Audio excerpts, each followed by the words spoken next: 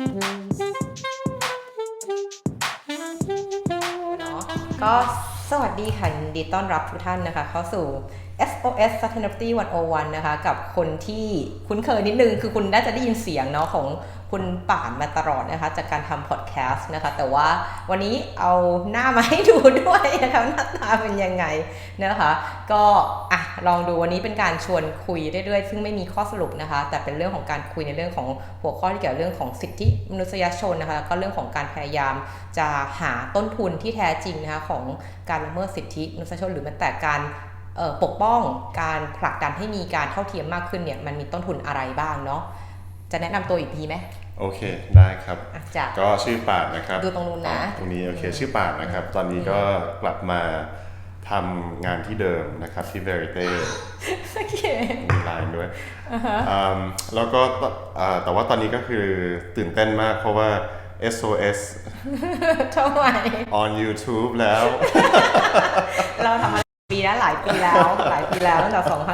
2018 19อะไรอย่างเงี้ยโอเคตอนนี้ on YouTube แล้วนิดนึงเพราะว่าเทคโนโลยีมันดีขึ้นเนาะแล้วก็ทำง่ายขึ้นละกันโอเคถ้าอย่างนั้นอาจจะเริ่มด้วยการถามถึงเรื่องที่เรียนก่อนเนาะเรียนจบมาเนี่ย1 ปีปุ๊บก็เรียกว่ากลับมาทำงานที่เดิมคำถามคือเราเห็นมุมมองที่แตกต่างไปจากก่อนหน้านั้นไหมก่อนไปเรียนต่อถึงแม้จะทำงานที่องค์กรเดิมโอเคได้ฮะก็เดี๋ยวอาจจะเริ่มกับว่าองค์กรทำอะไรใช่ไหมฮะก็จริงๆเราทำงานเรื่องประเด็นแรงงานแล้วก็ในกรอบแรงงานใหญ่ๆเนี่ยคือเราโฟกัสเรื่องด้านการใช้แรงงานแบบบังคับแล้วก็การค้ามนุษย์เพื่อเอาไปบังคับใช้แรงงานอันนี้คือเป็นท็อปิกที่เรา specialize แล้วก็ทำงานมาค่อนข้างนานแต่ว่าก็ไม่ได้เป็นประเด็นนี้ประเด็นเดียวก็ดูเรื่องอื่นด้วยเช่น fair labor practice นะฮะหรือว่า business ethics แต่ว่าเบื้องหลังของมันเนี่ยมันก็คือเป็นประเด็นเกี่ยวกับเรื่อง business accountability คือทำยังไงให้ภาคธุรกิจมี accountability มากขึ้นก็คือเรียกได้ว่าไม่ใช่ NGO เนาะเราทำเรื่องนี้ที่ดูเหมือนเป็นเรื่องโลกสวยแต่ทำให้ธุรกิจสามารถ operate ได้ใช่ไหมสามารถปฏิบัติการได้ทำงานได้โดยที่ได้รับความเชื่อถือเนาะครับคือเราก็ยังเป็น non profit แต่ว่า approach ที่เราใช้เนี่ยก็คือเราไม่คือเรามีการทำวิจัยในเรื่องประเด็นแรงงานเรื่องสิทธิมนุษยชนเพื่อให้เราเข้าใจว่าปัญหามันอยู่ตรงไหนแต่เราก็เอางานวิจัยพวกนี้มาช่วยให้เราทำงานกับภาคธุรกิจได้ดีมากขึ้นก็คือจะมีการทำ consulting training การทำ risk assessment แล้วก็การเหมือนกับว่าช่วยให้ธุรกิจเข้าใจว่าปัญหาอยู่ตรงไหนแล้วก็ให้เครื่องมือในการแก้ไขปัญหาตรงนี้ได้เพราะนั้นเราโฟกัสเรื่องการเป็น implementer ที่มี human rights research มาช่วย support เราในการทำงานกับภาคธุรกิจก็คือเรียกได้ว่ามีทั้งส่วนที่เป็นการทำ research เลยที่แบบว่าเป็นดูข้อมูลแล้วก็พยายามที่จะเอาข้อมูลที่เจอ research หรือบางทีก็บอกว่าเป็น textbook บอกว่าทำอย่างนี้มาดูซิว่ามัน apply ได้จริงไหมในประเทศไทยถูกไหมเพราะบางครั้งเราก็เจอว่าหลายอย่างที่ textbook บอกเนี่ยมันก็ไม่ใช่ทุกอันที่มันใช้ได้เนาะในประเทศเราหรือว่าต้อง apply ทีนี้เวลาให้เราพูดถึงเรื่องของแรงงานบังคับหรือ fair labor เนี่ยในมุมมองที่ป่านทำมาตลอดเนี่ยมันเป็นแรงงานที่ไม่ใช่แรงงานไทยใช่ไหมคือจะกลายเป็นว่าคนไทยถือว่าไม่ได้อยู่ในสมการของการทำงานตรงนี้เลยปะจะเป็นแรงงานของต่างด้าวคือแรงงานพม่ากัมพูชาลาวอย่างนี้ปะในเมืองไทยคือเวลาเราพูดถึงเรื่องแรงงานบังคับหรือว่าการค้ามนุษย์เนี่ยเพื่อบังคับใช้แรงงานส่วนใหญ่จะเป็นแรงงานข้ามชาติเพราะว่ามันจะมีปัจจัยความเสี่ยงที่เข้ามาเกี่ยวข้องเรื่องการเคลื่อนย้ายแรงงานหรือว่าเวลาแรงงานเขาย้ายถิ่นฐานจากประเทศต้นทางหรือว่าอย่างเช่นพม่ามาเมืองไทยเนี่ยคือ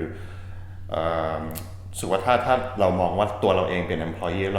เราย้ายไปเยอรมันหรือย้ายไปอังกฤษมันก็รู้สึกไม่ได้มีความเสี่ยงเยอะแต่ว่ากลุ่มแรงงานที่เข้ามาจากพม่ากัมพูชาและลาวเนี่ยมีความเสี่ยงสูงที่จะถูกหลอกหรือว่าเป็นแรงงานขัดหนี้นะเพราะฉะนั้นกระบวนการเอาคนงานมาจากประเทศต้นทางมาถึงประเทศปลายทางที่ประเทศไทยเนี่ยมีความเสี่ยงสูงตรงนี้ถ้าอย่างนั้นอาจจะขอปูพื้นนิดนึงนะว่าสุว่าแรงงานที่เราเจอแบบแรงงานขัดหนี้แรงงาน forced labor หรืออะไรพวกนี้คีย์เวิร์ดพวกนี้มันคืออะไรบ้างเหมือน forced labor นี่คือยังคือเหมือนทำงานไปปกติแต่ก็ถือว่าเงินเดือนที่ได้มาก็ถูกเอาไปใช้หนี้เป็นค่าพาตัวเข้ามาอะไรอย่างนี้หรือเทอมมันคืออะไรบ้างที่เราใช้กันบ่อยๆจริงๆคือ ILO เขาเขียนมันเป็นหนังสือนะแต่ว่าคือมันเยอะมากใช่ไหมที่จะให้พูดแบบ2 วินาทีใช่ไหม เอาเป็นว่าเอาที่มันแบบเป็นสิ่งที่เราเจอแล้วกันเหมือนเวลาทำเนี่ยมันเจอทั้งหมดเลยหรือเปล่าใน ILO หรือว่ามันเจอกี่อันที่ ที่มันคอมมอนแล้วกันเอาแค่คอมมอนพอโอเคก็จริงๆหลักๆแล้วการบังคับใช้แรงงานมีอยู่2ข้อบ่งชี้หรือตัวชี้วัดหลักๆอันแรกก็คือว่าความไม่สมัครใจในการทำงานโอเคอันที่2คืองานเนี้ยมีการขู่เข็นว่าจะลงโทษถ้าคุณไม่ทำคุณจะถูกลงโทษใช่ไม่ว่าจะไปลงโทษโดนตัวเองหรือไปลงโทษลูกเขาอะไรอย่างงี้ป่ะมีก็ได้ถ้าเรารู้สึกว่ามันจะมีโทษมาถึงตัวเราหรือครอบครัวเราเนี่ยแล้วเราไม่สามารถที่จะออกจากงานที่ได้อันนี้คือถือว่าเป็นแรงงานบังคับ ซึ่งมันก็มีอินดิเคเตอร์หลายอย่างใน2หมวดตรงนั้นแต่ว่าหลักๆแล้วเนี่ยคือเป็น2อย่างตรงนี้ถ้าจะให้ simple example คือว่าไม่สมัครใจมาทำงานก็คือว่าถ้าสมมติว่าการอธิบายสโคปงานที่พม่าก่อนนี้เขาจะย้ายมาเมืองไทยเนี่ยไม่ชัดเจนอันนี้ก็คืออาจจะแปลว่าเราพูดไม่ได้ว่าแรงงานคนนี้สมัครใจมาทำเพราะว่างานที่เขาหมดใช่ไหมใช่เขาเข้าใจได้ข้อมูลไม่หมดหรือว่าได้ข้อมูลผิดแล้วขู่เข็นว่าจะลงโทษเนี่ยก็คือเป็นเรื่องยกตัวอย่างชัดเจนก็คือเรื่องสมมติการเก็บพาสปอร์ตนะฮะหรือว่าการเป็นแรงงานขัดหนี้ก็คืองานก็เข้าใจผิดแล้วว่างานอะไรแต่พอมาปุ๊บก็ออกไม่ได้เพราะว่าตัวเองติดหนี้แล้วถ้าต้องทำงานเพื่อใช้หนี้ไม่ทำก็คืออาจจะโดนขู่ว่าจะไปฟ้องตมอะไรอย่างเงี้ยตมอะไรแบบนี้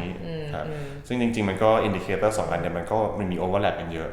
แต่ว่าเพราะนั้นคำถามสุดท้ายที่เราต้องถามว่านี่เป็นแรงงานบังคับหรือเปล่าก็คือว่าคนงานคนนี้สามารถที่จะออกจากงานที่เขาไม่ชอบหรือเปล่าก็คือเป็นมีฟรีวิวไหมถ้าเกิดว่าอยากจะไปแล้วไปได้ไหมโอเคได้ทีนี้อาจจะกลับมาในเรื่องที่เราจะต้องการโฟกัสวันนี้นะที่แบบเป็นการพูดคุยแล้วกันเพราะว่าในตอนก่อนหน้านี้เนี่ยเราก็มีการพูดถึงเรื่อง TCA นะคือ True Cost Accounting ซึ่งเหมือนก็เป็นวิธีการที่ว่าพยายามที่จะตีมูลค่าเนาะพยายามจะมองหาค่ะมันก็เป็นที่มาจากการทำ cost cutting คือบัญชีต้นทุนว่าจริงๆแล้วต้นทุนของสินค้าเนี่ยเป็นคนทำธุรกิจอ่ะมันก็ต้องมีต้นทุนสินค้าเนาะแล้วถ้าคุณจะได้กำไรคุณต้องmark up ไปกี่เปอร์เซ็นต์เพื่อให้มันขายได้สุดท้ายก็เป็นต้นทุนบวกกำไรก็ได้ราคาถูกไหมอย่างนี้ค่ะดังนั้นตรงนี้คำถามเราคือว่าไอ้คำว่า true cost ถูกต้นทุนที่แท้จริงเนี่ยเวลาเราพูดกันในกลุ่มของความยั่งยืนเนี่ยคือการบอกว่าต้นทุนที่แท้จริงเนี่ยมันมีต้นทุนด้านนอกเหนือจากแค่วัตถุดิบนะหรือแรงงานที่ต้องใช้ในการทำสินค้านี้ออกมาแต่มันมีต้นทุนของเรื่องของสิ่งแวดล้อมว่าถ้าทำการผลิตของคุณเนี่ยมันทำลายสิ่งแวดล้อมไหมเช่นก่อให้เกิดน้ำเสียไหมหรือว่าต้องมีการไปบำบัดน้ำเสียเพื่อให้ลงหูแหล่งน้ำต้นทุนเหล่านี้จริงๆแล้วเนี่ย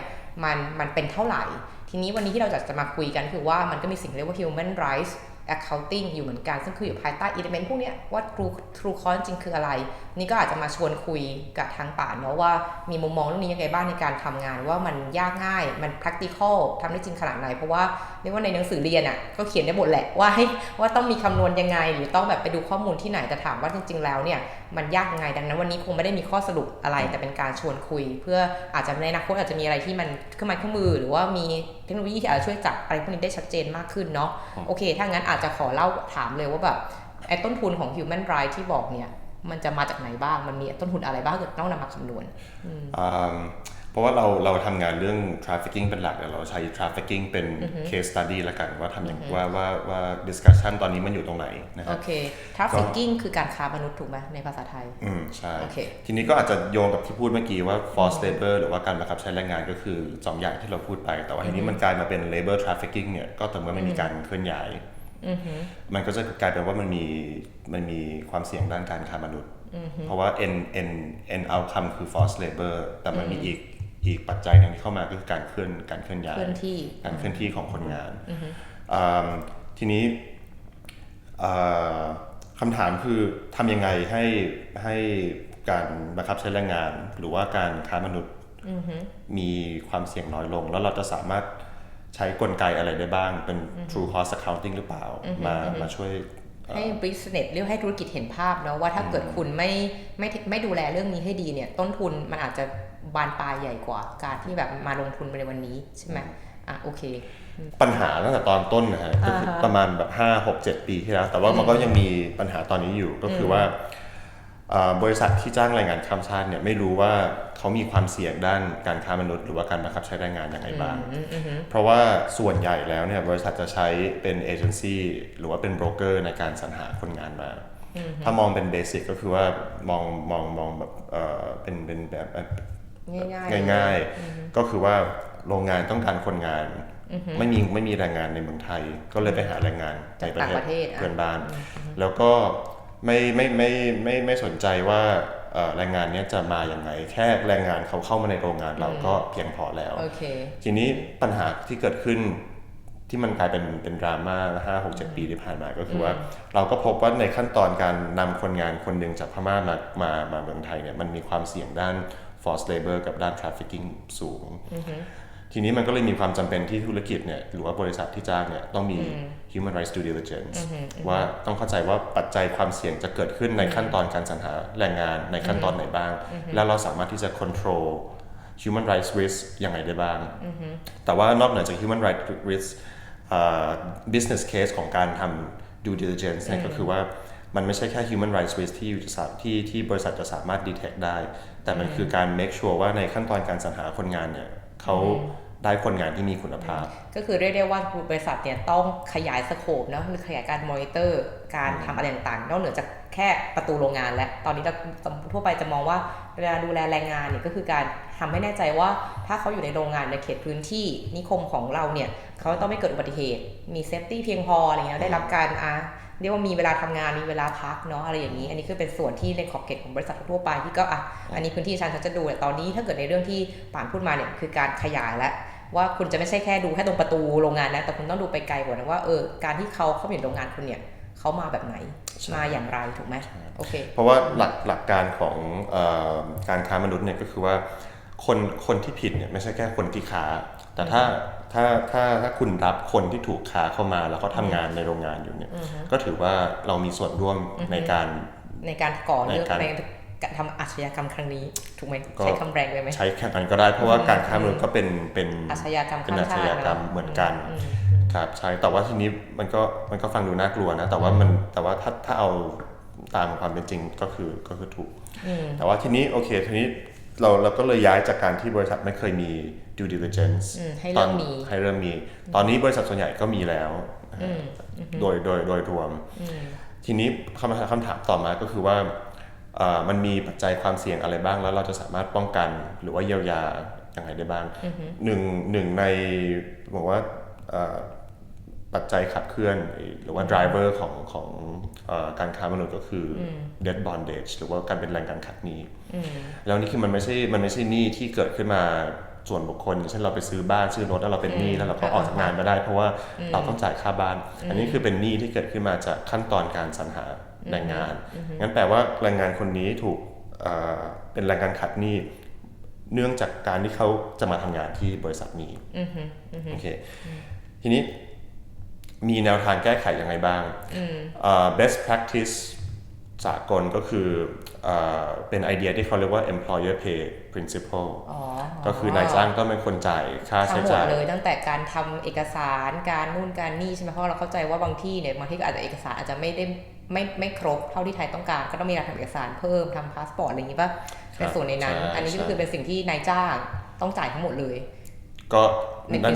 นคือไอเดียใน principle ทีนี้มันก็มีกฎเกณฑ์ออกมาหลายอย่าง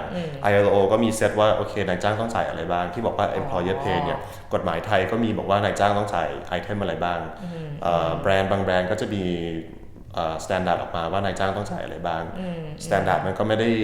แมทกัน 100% ก็เรียกได้ว่ามีกฎหมายอยู่ระดับหนึ่งแต่ว่านอกจากนั้นเนี่ยบางที่ก็ใช้ตามกฎหมายเด็กบางที่ก็บอกว่าฉันมีแบรนด์ที่มีตราสินค้าต้องรักษาต้องดูแลต้องความเชื่อมั่นนั้นในมาตรฐานของเราจะสูงกว่าที่กฎหมายบอกและทำนองนี้แล้วก็แต่ละอันก็จะมีอะไรที่เป็นของตัวเองเพิ่มขึ้นมาโอเคอันนี้ก็คือเป็น voluntary เนาะที่เขาอาจจะเปลี่ยนเมื่อไหร่ก็ได้ถูกไหมในแง่ของบริษัทก็ตอนนี้ยังเป็น voluntary อยู่เพราะว่าส่วนใหญ่แล้วมันก็จะมีกฎหมายในเมืองไทยที่อาจจะไม่ตรงกับ requirement ของแบรนด์หรือว่า ILO standard ในบางจุดแต่ว่าโอเค big idea ก็คือว่า solution หนึ่งของการกำจัดปัญหาเรื่อง debt bondage ก็คือให้นายจ้างเป็นคนจ่ายแล้วมันไม่ใช่ว่าเป็นปัญหาที่เป็น payment problem อย่างเดียวแต่ว่าไอเดียเบื้องหลังการมี employer pay ก็คือว่าพอนายจ้างเป็นคนจ่ายปุ๊บเนี่ยเขามี incentive ที่จะต้องทำให้มั่นใจว่าในกระบวนการสรรหาแรงงานเนี่ยมีประสิทธิภาพเพราะว่าหนึ่งในข้อกังวลของธุรกิจก็คือว่าเขาไม่ได้อยากจ่ายค่า recruit เพราะว่าค่า recruitment มันแพงแต่ก่อน ค่า recruit แรงงานพม่า1 คนอาจจะสูงถึง 40,000-50,000 บาทแต่นี่คือราคาที่คนงานจ่ายแล้วพอเราเริ่มให้ทางภาคธุรกิจมาจากตรงนี้เนี่ยเขาก็เริ่มตกใจว่าทำไมมันแพงจังต่อคนเลยแล้วเราก็เลยไม่อยากจ่ายเพราะว่ามันเป็น cost ที่สูงแต่ว่าหนึ่งในไอเดียเบื้องหลังการให้ employer จ่ายเนี่ยคือเขาจะได้มี incentive ในการจัดระเบียบให้จัดมาช่วยจัดระเบียบการรีคูดคนหน่อยให้มันมีประสิทธิภาพมากขึ้นเพราะฉะนั้นเราต้องการ incentive for efficiency เพราะเราก็ค้นพบว่าหลังจากที่เราเริ่มการทำให้ในจ้างจ่ายเนี่ยlabor migration market มัน efficient มากขึ้นในระดับนึงจริงๆตอนนี้ราคาถ้าให้ดูราคาของบริษัทหนึ่งที่ทำให้มัน efficient มากขึ้นเนี่ยตกต่อคนประมาณ 8,000 ถึง 10,000 บาทไม่ใช่ 40,000 ไม่ใช่ 40,000 ซึ่งมันก็แปลว่า incentive มันก็ได้ผลระดับหนึ่งคือเรียกได้ว่าถ้าเกิดอยากให้อะไร efficiency ต้องเอาเงินมาเกี่ยวเนาะแล้วก็ต้องลากคนที่เป็นนักธุรกิจมาช่วยดูใช่เพราะมันก็มีปัญหาเชิงเศรษฐศาสตร์เพราะว่าคนที่ได้ประโยชน์จาก service ไม่ได้เป็นคนจ่ายเองคนที่จ่ายคือเป็น product ก็คือเป็นคนงานมันเลยมี third player problem ที่ทำให้ระบบเนี่ยมันไม่ efficient ถ้าอย่างนั้นถามหน่อยได้ไหมว่าไอ้ 8,000 10,000 เนี่ยเทียบกับ 40,000 เนี่ยอะไรคือความ efficiency ที่เพิ่มขึ้นคือตัดขั้นตอนอะไรออกไปหรืออะไรยังไงก็มีหลายอย่างหนึ่งคือพอเรามี due diligence ที่ดีมากขึ้นเราก็รู้แล้วว่าขั้นตอนการสรรหาคนงานมียังไงเพราะนั้นก็สามารถ control ได้ว่าแต่ละขั้นตอนควรจะดำเนินเป็นยังไงเขาจะตัดพวก fat ออกไปจาก process อีกอันนึงก็คืออาจจะเริ่มต้องตัดสินใจแล้วว่าเราจะทำงานกับบริษัทจัดหาแรงงานรูปแบบไหนเราต้องดูว่า capacity ของการ recruit เขามีแค่ไหนเขามี economy of scale ไหมถ้าเรา recruit เยอะเพราะฉะนั้นมันก็จะ reduce cost หลายๆอย่างได้ออกไปเพราะฉะนั้นสิ่งที่เราอยากให้เกิดขึ้นก็คืออยากจะให้ไอ้ recruitment chain เนี่ยมันมีประสิทธิภาพมากขึ้นก็คือเหมือนกับว่าในการ recruit ที่บอกว่ามีประสิทธิภาพขึ้นเนี่ยคือการมีแบบเหมือนคล้ายเป็น step by step ที่ชัดเจนป่ะว่าถ้าเกิดแรงงานพม่าอยากมาทำงานในบริษัทที่เป็นบริษัทอาหารมันต้องมีขั้นตอนคือ1 2 3 4 5ยังไงซึ่งใน5ขั้นตอนนี้ถ้าเกิดมาทำธุรกิจสิ่งทอในไทยมันก็จะมี3อันเหมือนกัน 4-5 ไม่เหมือนอย่างนี้หรือเปล่าเป็นลักษณะไหมวิธีการรีคูดหรือว่าจริงแล้วไม่ว่าคุณจะมาทำธุรกิจอะไรในไทยวิธีการรีคูดเมนต์เหมือนกันหมดจริงๆมี overlap เยอะมากแต่ว่าถ้าจะแยกตาม industry มันก็อาจจะมีเรื่อง screening practice ที่แตกต่างกันไปอะไรอย่างนี้แต่ว่าส่วนใหญ่แล้ว recruitment จะคล้ายๆมันจะคล้ายๆกันเพราะว่าจริงๆแล้ว recruitment จากประเทศต้นทางมาเมืองไทยเนี่ยมันเรามีกรอบนโยบายอยู่ที่ควบคุมตรงนี้แต่ว่าสาเหตุที่มันเคยแพงเนี่ยก็เพราะว่าตามความเป็นจริงแล้วเนี่ยมันมีโบรกเกอร์เยอะมาโบรกเกอร์พาจากวิลเลจมาย่างกุ้งมาทำพาสปอร์ตแล้วก็กลับไประหว่างรอพาสปอร์ตแล้วก็มา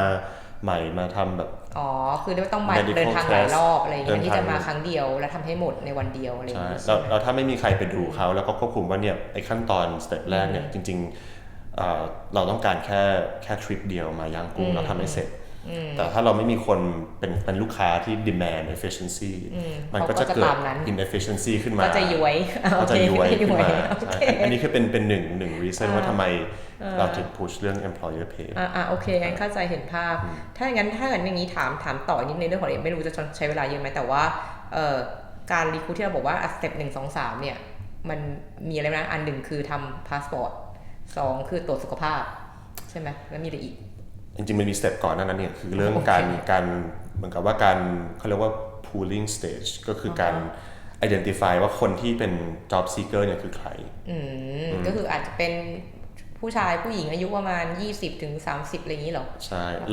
ล้วเขาอยู่ไหนอันนี้คือเป็น big question เพราะว่าถ้าให้เราไป recruit ในพม่าแล้วเราจะไปเริ่มที่ไหนคือแบบ where are these people คืออยู่ใน village ตรงไหนหรือว่ามันมีชุมชนตรงไหนไหมที่เราจะไป recruit ซึ่ง pooling stage เนี่ยคือค่อนข้างยากในฝั่งบางซึ่งต้องการ local people ป่ะคือต้องการให้ต้องเป็นคนท้องถิ่นมาช่วยใช่ไหมต้องมีคนท้องถิ่นมาช่วยโอเคว่าต้องแบบเหมือนกับว่าถึงแม้เราจะเป็นคนจ่ายเงินแบบบริษัทจ่ายคำถามก็คือว่าถึงจ่ายเองเนี่ยก็เดี๋ยวเขาว่าเราคนของบริษัทจะส่ง HR หรือ Headhunter ของบริษัทในไทยไปที่พม่าถูกป่ะก็คือก็ต้องมีเหมือนติดต่อใครสักคนที่เป็นโบรกเกอร์ใช่ไหมหรือว่าเป็น Headhunter ของพม่าให้บอกอยากได้คนหมู่บ้านนี้มีแรงงานที่อยากไปอย่างนี้แล้วก็ค่อยไปดูตรงนั้นแล้วพอทำเอกสารเสร็จปุ๊บเนี่ยขั้นตอนมันก็จะซับซ้อนเพราะว่ามันจะมี เอกสารเยอะที่ต้องส่งให้รัฐบาลพม่าแล้วตีกลับมารัฐบาลไทยแล้วก็กับพม่าใหม่แล้วก็อะไรพวกนี้เพราะนั้น process มันค่อนข้าง complicated ก็คือส่วนนี้กลายเป็นเรื่องของการที่ inefficiency ของรัฐบาลกับรัฐบาลแหละซึ่งตรงธุรกิจจะทำอะไรไม่ได้มากใช่ไหมอันนี้ก็เป็นอีกประเด็นหนึ่งใช่เพราะว่าจริงๆเราก็มองว่าไอ้การเคลื่อนย้ายแรงงานเนี่ยมันไม่มีประสิทธิภาพได้มากกว่านี้เพราะว่าเรารัฐบาล2รัฐบาลก็อยากสร้างระบบขึ้นมาให้จัดการความเสี่ยงด้านการค้ามนุษย์แต่ขั้นตอนแล้วก็นโยบายแล้วก็เฟรมเวิร์กที่ถูกสร้างขึ้นมามันกลับตรงกันข้ามแล้วทำให้มันซับซ้อนจนกระทั่งเราต้องใช้ labor agency มาช่วย go through a system ตรงนี้ซึ่งตรงนี้จริงๆแล้วถ้าเกิดในเคสแบบอย่างแรกเนาะเชนแรกคือการแบบจัดการเรื่องของ pooling เรื่องของการทำเอกสารในพม่าให้จบแล้วใช่ปะทีนี้ต่อมาคือเรื่องข้ามเขตแดนแล้วทีนี้ถึงแม้โอเคถูกต้องว่ามันไม่เกี่ยวกับธุรกิจหรือธุรกิจทำอะไรไม่ได้แต่ว่าธุรกิจทำได้คือไปล็อบบี้รัฐบาลอะไรให้2คนนี้ช่วยคุยกันหน่อยอะไรอย่างนี้ใช่ไหมทำให้มัน efficiency มากขึ้นก็ได้ใช่แต่ว่าอันนี้ก็เป็นอีกปัญหาหนึ่งที่เรากำลังพยายามคิดอยู่ว่าเราทำยังไงให้กรอบนโยบายในการเคลื่อนย้ายแรงงานเนี่ยมันยังปกป้องสิทธิ์ของตัวแรงงานเองของแรงงานเองในขณะเดียวกัน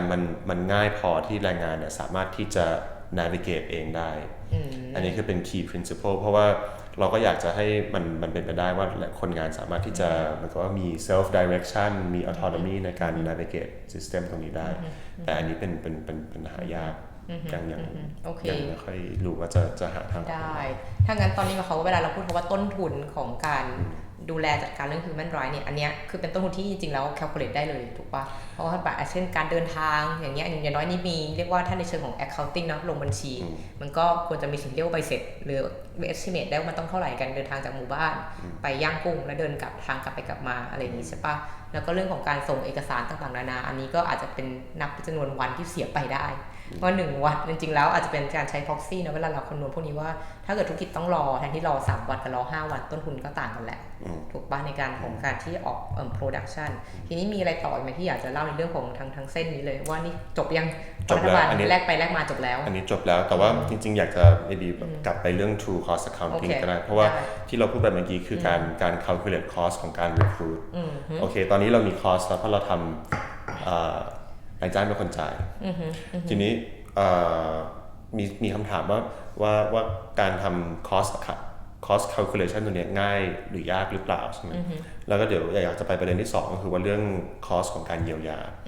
นี่คำถามแรกว่า cost ในการ recruit เนี่ยเราสามารถคำนวณอย่างแม่นยำได้ไหมถ้าเราใช้ government cost หรือว่า cost ตามเอกสารมันก็เที่ยงพอสมควรพอไหวใช่พอไหวแต่ว่ามันจะมี variable cost ที่เข้ามาเยอะเหมือนกันแล้ว variable เนี่ยมัน variable based on อะไรมัน based on scale ของโรงงาน volume ของการ recruitment partner ที่เราใช้เพราะในแต่ละ recruitment partner ก็จะมี recruitment practice ที่ไม่เหมือนกันเพราะฉะนั้น cost มันก็จะแตกต่างกันที่บอกว่า 8,000 เนี่ยก็ไม่ได้แปลว่าถ้าคุณทำ due diligenceดีๆมันจะลงมาที่ 8,000 มันขึ้นอยู่กับหลายปัจจัยเพราะฉะนั้น cost มันจะค่อนข้างแตกต่างกันอยู่เหมือนกันหมายความว่าคืออาจจะไม่สามารถประเมินเป็น average ได้ว่าทุกบริษัท A B C D ที่จะ recruit คนจากพม่าเนี่ยจะมีต้นทุนในการ recruit ประมาณ 8,000 ทั้งหมดอันนี้ไม่ได้อันนี้เราพูดไม่ได้ว่าเร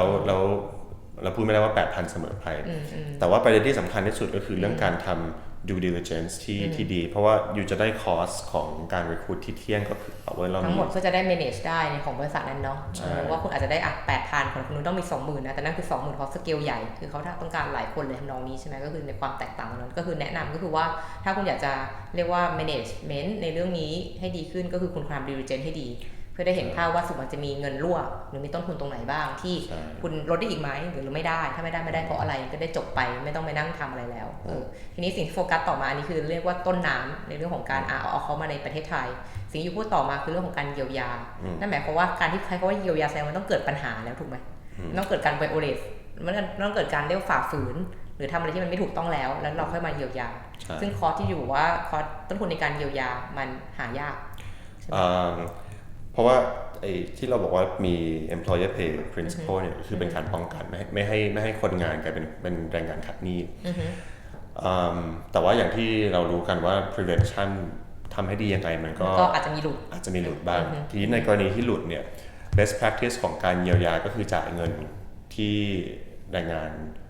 คือจ่ายค่าหนี้ที่แรงงานเนี่ยได้รับมาต้องเป็นหนี้อยู่ก็คือช่วยปลดหนี้ให้ก็คือช่วยปลดหนี้ในการที่เกิดขึ้นมาจากขั้นตอนการสรรหาแรงงานซึ่งอันนี้ถามว่ามันก็มี practical technical problem ว่าเราจะคำนวณค่าเยียวยานี้ยังไงส่วนใหญ่ในการ recruit มันไม่มีใบเสร็จอาจจะใช่ เพราะฉะนั้นบริษัทถามว่าแล้วเราจะรู้ได้ยังไงว่าจำนวนที่เขาพูดมาเนี่ยมันจริงหรือเปล่าเป็นจำนวนจริงหรือเปล่าโอเคก็เลยกลับไปประเด็นเดิมว่าต้องทำ due diligence กับ risk assessment ดีๆเพราะฉะนั้นเราจะได้รู้ว่า average cost ของการนำคนงานใน recruitment corridor ของเราแล้วก็ในบริบทของโรงงานนี้เนี่ยเท่าไหร่ก็ถึงแสดงว่าเวลาที่เกิดปัญหาอันนี้เวลาเกิดปัญหาอันนี้เคสคืออะไรเหมือนกับว่าเขาไม่ใช่เสียชีวิตใช่ไหมไม่ใช่เคสเสียชีวิตแต่เป็นเคสแบบเหมือนโดนหลอกมาแล้วบริษัทมารู้ทีหลังอย่างนี้ป่ะก็คืออาจจะโดนเก็บค่า recruit โอเคแพงแล้วก็เข้ามาปุ๊บมันก็จะเป็นประเด็นในหนึ่งของตัวบ่งชี้เรื่องการค้ามนุษย์แล้วก็การทำแรงงานบังคับเป็นแรงงานใช่ไหมสมมติแบบนี้ใช่ไหมเหมือนว่าโอเคบริษัทรับคนนี้มาทำงานแล้วก็จ่ายเงินเดือนเขาตามปกติที่ควรจะเป็นแต่ก็มารู้ทีหลังว่าเงินเดือนเขาจ่ายเขามันไม่เคยอยู่ที่เขาเลยเขาต้องจ่ายเงินให้โบรกเกอร์ที่เขาบอกเป็นหนี้ทำนองนั้นใช่ไหมทำนองนั้นพอบริษัทรู้บริษัทก็รู้สึกว่านี่คือการไวโอเลตเพราะนี่คือเรากำลังจ้างแรงงานที่ตอนนี้ต้องขัดหนี้อยู่เขาเลยแอคชั่นในการบอกโอเคเดี๋ยวผมปลดหนี้ให้มันเท่าไหร่อะไรเงี้ยซึ่งอาจจะเป็นเคสที่ว่าไอ้โบรกเกอร์นี่มันก็อาจจะโกหกก็ได้บอกว่าจริงแล้วอาจจะแต่ต้นทุนจริงในการพาคนนี้มาที่เขาทำอาจจะแบบ50,000แต่นางบอกบริษัทว่า70,000เลยทำนองนี้ใช่ไหมหรืออาจจะบอกถ้าโรงงานเป็นโรงงานที่จ่ายอยู่แล้วหมายถึงว่าจ่ายเป็น employer pay employee อยู่แล้วจริงๆราคามันควรจะเป็น0ต่อคนงานแต่ว่าโบรกเกอร์จะบอกว่าโอเคคุณจ่ายบริษัทจัดหาแรงงานมาประมาณ 20,000 บาทหรือว่า 10,000 แล้วเนี่ยคือ cover cost ทั้งหมดแต่อาจจะเป็นไปได้ว่าเขาไม่ได้บอกว่าจริงๆเราก็เก็บจากคนงานเหมือนกันคือเราเหมือนจะเก็บดับเบิลเลยเก็บดับเบิลอย่างนี้ก็มีแต่ว่าปัญหามันก็ไม่ใช่เป็นแค่ว่ามันมีlabor agency โกหกบางที labor agency เองในพม่าหรือในไทยก็ไม่ได้มี due diligence ของเขาดีพอที่จะป้องกันไม่ให้ว่าขั้นตอนในการสรรหาคนงานคนนี้มาเนี่ยมีแรงงานขัดหนี้ก็มีเหตุการณ์ว่าโอเคคนงานคนนี้ถูกเก็บในหมู่บ้านเขาซึ่งเอเจนซี่ก็ไม่รู้นายจ้างก็ไม่รู้เพราะนั้นอันนี้มันก็เลย stress ความสำคัญของการทำ due diligence ทีนี้ถามต่ออันนี้จบหรือยังในเรื่องของ cost จบแล้วใช่ไหมนี่ถามต่อคือคนทำ diligence เนี่ยคือใครเอางี้ปกติคนที่ทำหน้าที่เนี่ยพอภาษาว่าอยากทำ diligence โดยทั่วไปแล้วเขาจะจ้าง third party หรือจริงเขามีคนในองค์กรเขาเองเจ้าของบริษัทที่เขาทำเรื่องนี้จริงจังโดยทั่วไปก็ HR จะเป็นคนทำเอง HR นี่คือ human resource จะเป็นคนทำเพราะว่าอันนี้ก็แล้วแต่โครงสร้างบริษัทบางบริษัทก็ให้ HR ที่มีหน้าที่ recruit แรงงานข้ามชาติเนี่ยทำ due diligence เพราะว่าเขาอาจจะทราบถึงแบบขั้นตอนการ recruit ดีกว่าบางที่ก็ใช้ sourcing เพราะว่า sourcing เป็นคนจ้างlabor agency ออกมาก็เลยให้ sourcing เป็นคนทำแต่ว่าจะ sourcing หรือ human resource มันคือเป็นถือว่าเป็น approach ที่ไทยใช้ภายในซึ่งก็ทำได้ถ้าบริษัทมองว่ามี capacity มี knowledge พอที่จะทำก็ควรจะทำเอง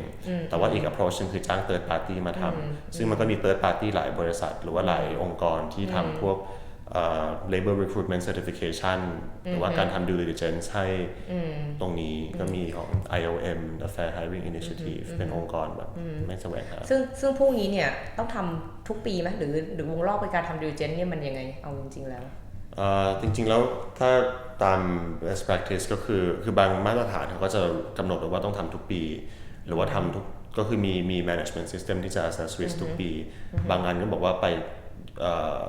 based on risk ก็คือว่าถ้าบริษัทบอกว่ามีความเสี่ยงสูงก็ควรทำบ่อยถ้าคิดว่าเราควบคุมได้แล้วดีพอก็ไม่ต้องทำทุกปีก็ได้อาจจะเป็น3ปีทีนึงอะไรอย่างนี้โอเคได้จ้ะได้ค่ะก็ทีนี้คำถามที่ยากกว่าคือการพูดถึงว่า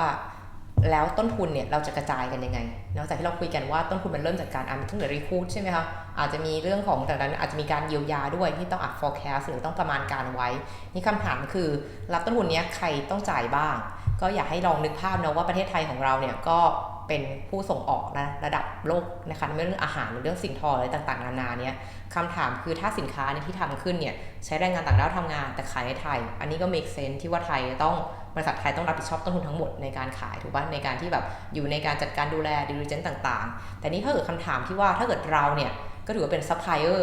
ของลูกค้าที่ซื้อของจากเราจากไทยไปขายที่อังกฤษไปขายที่ยุโรปอย่างเงี้ยค่ะบริษัทเหล่านี้เช่นพวกซูเปอร์มาร์เก็ตต่างๆซูเปอร์มาร์เก็ตเชนหรือแม้แต่เสื้อผ้า H&M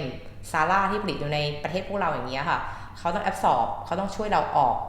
เงินคือเก็บเงินคือเรียกว่าจ่ายเงินตรงนี้ไหมที่ทางบริษัทไทยต้องจ่ายในเรื่องของการ recruitment ซึ่งนี้เป็นคำถามที่น่าสนใจที่เราอาจจะไม่มีคำตอบในวันนี้เนาะแต่เราก็จะมาชวนคุยอันนี้ป่านมีความเห็นว่ายังไงบ้างครับก็คิดว่าเป็นปัญหาสำคัญนะเพราะว่าตอนนี้คือเราก็พอที่จะทราบนิดหนึ่งแล้วว่าต้นทุนเรื่องการป้องกันการละเมิดสิทธิ์หรือว่าการป้องกันการค้ามนุษย์ forced labor มีราคาประมาณเท่าไหร่ถ้าจากมุมมองการสรรหาคนงานแรงงานข้ามชาติในปัจจุบันบริษัทไทยหรือว่าโรงงานในไทยเนี่ยก็รับผิดชอบค่าใช้จ่ายตรงนี้ถ้ามีลูกค้าในยุโรปหรือว่าในอังกฤษหรือว่าออสเตรเลียหรือว่า US ที่ต้องการให้มีการป้องกันในรูปแบบนี้ทีนี้คำถามคือว่ามันได้ไหมที่ให้โรงงานในไทยเป็นคนรับคอส 100% แล้วคำถามตอนนี้คือไม่ใช่ว่าเราจะไม่ออกเลยใช่ไหมคำถามคือไม่ได้บอกเขาบริษัทไทยไม่ควรออกเลยแต่เป็นคำถามว่ากี่เปอร์เซ็นต์คือต้องมีการ allocate นะแบบว่าไทยอาจจะออก 50% ของต้นทุนทั้งหมดส่วนบริษัทที่ยุโรปที่เป็นลูกค้าของบริษัทไทยคนนึงก็ออกอีก 50% ทำนองนี้ใช่ไหมอันนั้นก็อาจจะเป็นวิธีหนึ่งนะครับเพราะว่าคอสที่ต้องถูกจ่ายขึ้นมาเพื่อป้องกันการละเมิดเนี่ยก็คือควรที่จะออกไปอยู่แล้วเพราะว่าไม่งั้นถ้าเราไม่ทำมันก็มีการละเมิดหรือมีความเสี่ยงด้านที่พูดไปเมื่อกี้แต่ทีนี้พอมันมีคอสปุ๊บในใครควรต้องจ่ายแล้วเราจะมีการ distribute cost ยังไงคำถามมันจะ complicate มากขึ้นเพราะว่าถ้าพูดง่ายๆคือว่าโอเคมันก็ make sense ว่าให้บริษัทต่างชาติกับไทยซื้อกัน 50-50 แต่มันมีไดนามิกที่ซับซ้อนมากกว่านั้น เรื่องราคาสินค้าเพราะราคาสินค้าในเมืองไทยถ้ายกตัวอย่างพวกเรื่องสินค้าสัตว์น้ำหรือว่าซีฟู้ดในเมืองไทยกับซีฟู้ดในอินเดียกับเวียดนามราคาก็จะไม่เท่ากันของเมืองไทยแพงกว่าอันนี้คือเรายังไม่ได้บวกพวกราคา human rights เข้าไปนี่คือว่าต้นทุนเพียวๆเลยแค่พื้นฐานเพราะว่าปัจจัยหลายอย่างทรัพยากรเรามีน้อยกว่าอินเดียอยู่กับเวียดนามหรือว่าปลาเรามีน้อยกว่าหรือเรียกว่าปัจจัยพื้นฐานของไทยเนี่ยทำให้เราต้นทุนของเราโดยตัวเองแพงกว่าอยู่แล้วครับใช่เพราะนั้นถ้ามีบริษัทต่างชาติอยากจะมาซื้อปลาจากเมืองไทยเขาก็ต้อง accept cost ที่อาจจะสูงกว่าเวียดนามกับอินเดียอยู่แล้วทีนี้เราบวกราคาของ human rights เข้าไปมันก็แปลว่าราคามันเพิ่มมากขึ้นหนึ่งวิธีก็คือว่าถ้าเรามองว่าเราควรจะ distribute cost ของ human rights กับ trafficking prevention เนี่ยเข้าไปมันทำให้ราคาเราสูงขึ้นมาเพราะนั้น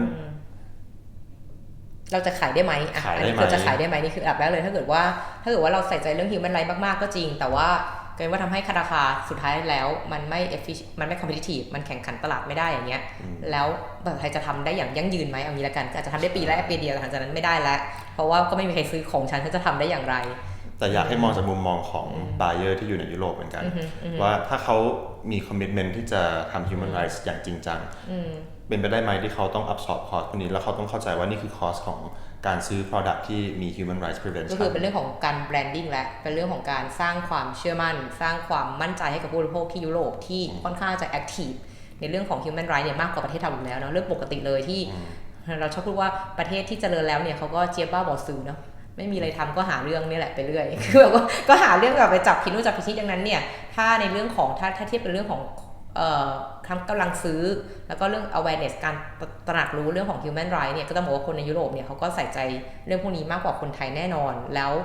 ซึ่งตรงนี้ถ้าเกิดเป็นเหตุผลอย่างนั้นเนี่ยมันยิ่งกลายเป็นเรียกว่าต้นทุนที่คุณควรจะจ่ายหรืออาจจะไม่ได้ absorb ในราคาเรียกว่าราคาต่อชิ้นต่อยูนิตแต่เป็น absorb ในส่วนของเป็น branding ซึ่งทุกคนจะรู้ว่าในการทำธุรกิจเนี่ยต้นทุนหรืองบประมาณในการทำ branding ทำ PR เนี่ยสูงมากบางครั้งเนี่ยในราคาคอสินค้า1ชิ้นเนี่ยต้นทุนด้านการทำโฆษณาเนี่ยคืออาจจะเป็น 80% ทั้งที่ต้นทุนของผลิตจริงคือ 20% นั้นตรงนี้อาจจะเป็นส่วนที่เรียกว่าในการพูดคุยเรียกว่า conversation dialogue ในการคุยระหว่างประเทศไทยกับประเทศผู้ซื้อที่ยุโรปเนี่ยอาจต้องมีการคุยกันว่าถ้า ในเรื่องของความเสียหายอะไรที่เราคิดเร็วๆนะว่าถ้าฉันไม่ทำถ้าประเทศไทยไม่ทำเนี่ยเอาจริงแล้วฉันก็ขายคนไทยได้นะคนไทยไม่แคร์ทำนองนี้เนอะในแง่นั้นนะในแง่แบบมันไม่ไหวต้นทุนมันสูงมากเลยอะไรอย่างเงี้ยอันนี้คิดเร็วๆแบบง่ายๆคือว่าก็คนไทยไม่สนใจการที่แบบว่าเหมือนผลักภาระลงไปในราคาสินค้านะว่าผู้บริโภคเนี่ยจะต้องเป็นคนจ่าย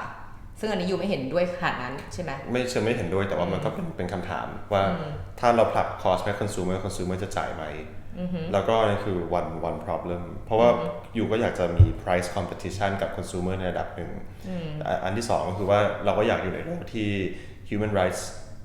มันมีใน supply chain ของทุก supply chain เพราะนั้นมันคงไม่มี price premium หรือเปล่าถ้าเราอยากจะทำ product ที่ถูกผลิตขึ้นมาโดย respect human rights แต่ว่าอีกประเด็นหนึ่งที่น่าสนใจก็คือว่าตอนนี้เราพูดถึง2 approach นะคือหนึ่งก็คือผลัก cost ให้ consumer แต่อีกอันหนึ่งก็คือว่าเราหาวิธีให้แบรนด์เนี่ยหรือบริษัทเนี่ย absorb cost ใน value chain ก็คือราคาต่อ consumer ไม่เปลี่ยนแต่ว่าอยู่หาวิธี absorb cost ในวิธีใดวิธีหนึ่งก็คือให้คุยกันให้เรียกว่าคนที่เป็น supplier สุดท้ายในยุโรปคุยกันว่าจะแบ่งกันยังไงในการ absorb cost อันนั้นก็ด้วยแต่ว่าเพราะว่ามันมีไดนามิกเป็นการที่แตกต่างกันไปอย่างเช่นสมมติว่าเรามีแบรนด์ในยุโรปที่ซื้อจากโรงงานนี้บอกว่าเรามีคอสที่เพิ่มมากขึ้นเรื่องการป้องกัน human rights แต่ว่าแบรนด์นี้ไม่ใช่แบรนด์เดียวที่ซื้อจากโรงงานนี้มันมีอีก4แบรนด์ที่ก็อาจจะมีมาตรฐานไม่เหมือนกันมี value ไม่เหมือนกันเพราะฉะนั้นคำถามคือมันก็ไม่แฟร์ให้แบรนด์เราจ่ายค่า human rights 100% คนเดียวจากการซื้ออันนี้ก็คือเรียกว่าควรจะมาคุยกันเพราะว่าถ้าเราจ่ายไปเนี่ย benefit ของมีการมี human rights ในโรงนี้มันถูกแชร์ไปกับ supplier อีก4 เจ้ามันเราหาวิธี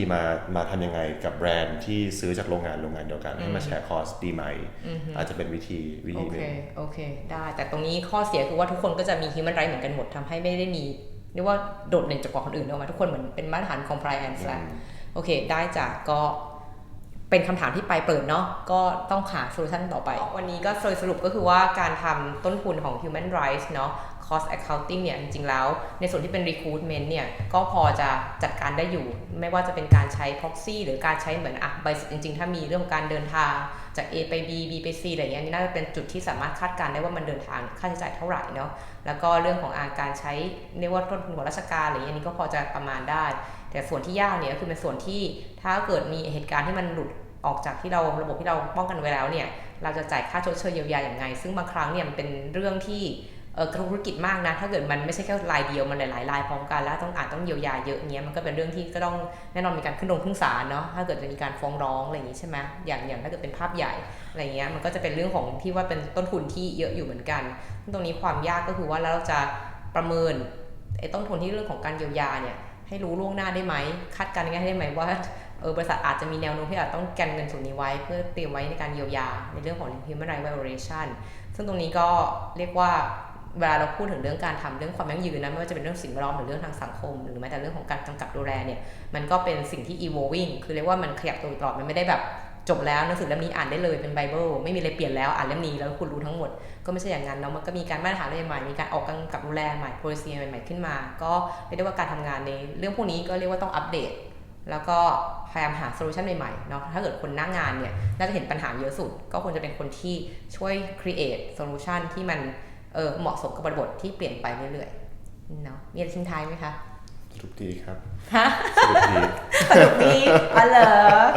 จ้าขอบคุณค่ะขอบคุณครับได้บ๊ายบาย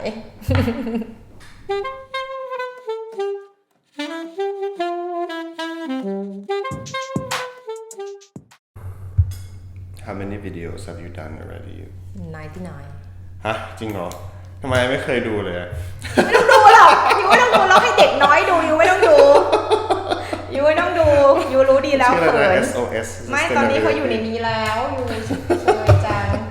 นี่เขาอยู่ใน YouTube ไอ้นี่ก็อยู่กันแบบเพิ่งเริ่มแบบทำวิดีโอ no okay you've been doing 99 videos 99แล้วโซฟาเราก็ไม่ได้นับนะแต่แบบมันก็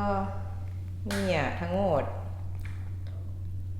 มีทั้งแบบเป็นเสียงแบบเป็นเรื่องนู้นเรื่องนี้อะไรเงี้ยมีแบบไปอ่านหนังสือที่บ้านในดีเราชอบไปอ่านมีพวกทำไพ่ทาโร่ด้วยเลนส์ไปหมดอะคือถ้าเกิดเป็นเอสให้เป็นเดลซัตเทคโนโลยีก็อยู่ในนี้อะไรอย่างเงี้ยอะไรอย่างเงี้ยอะไรนะมีพวก Reiki Crystal no ไม่มีเลยก็เป็นเรื่องหนังสือก็เป็นหนังสืออะไรอย่างเงี้ยก็เป็นแนวแบบฉันอยากพูดอะไรก็พูดเท่านั้นแหละ โอเคก็จะมีแบบหลายแบบแต่อันนี้จะเป็นเข้าในเรื่องของความยั่งยืนมากกว่าโอเคแต่อาจจะต้องเท้าความนานนิดนึงแต่พยายามจะทำให้ก็ต้องกระชับมากๆโอเคก็คือเท้าความมาไม่เป็นไรไม่เป็นไรคือ